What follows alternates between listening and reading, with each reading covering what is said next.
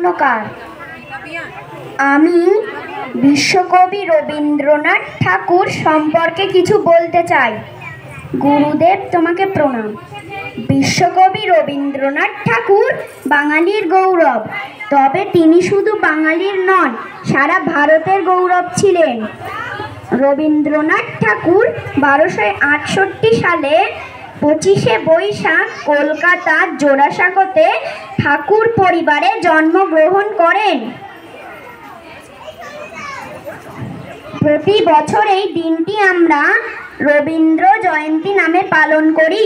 তার বাবা মহর্ষি দেবেন্দ্রনাথ ঠাকুর ও মা সারদা দেবী, তিনি একজন মহান কবি ছিলেন। আমাদের জাতীয় সঙ্গীত জন গণ মন রবীন্দ্রনাথ ঠাকুরের লেখা। বাংলাদেশের জাতীয় সঙ্গীত সোনার বাংলাও তিনি রচনা করেন।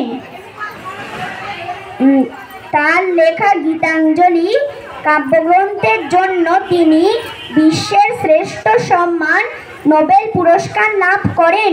তিনি সারা জীবন অসংখ্য কবিতা, গল্প, উপন্যাস ও নাটক লিখেছেন। ভারতের স্বাধীনতা সংগ্রামে তার অবদান কম নয়।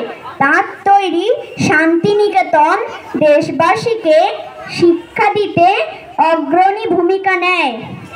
তার লেখা কবিতা ও সাহিত্য সৃষ্টির মধ্যে দিয়ে তিনি আমাদের কাছে চিরস্মরণীয় হয়ে থাকবেন।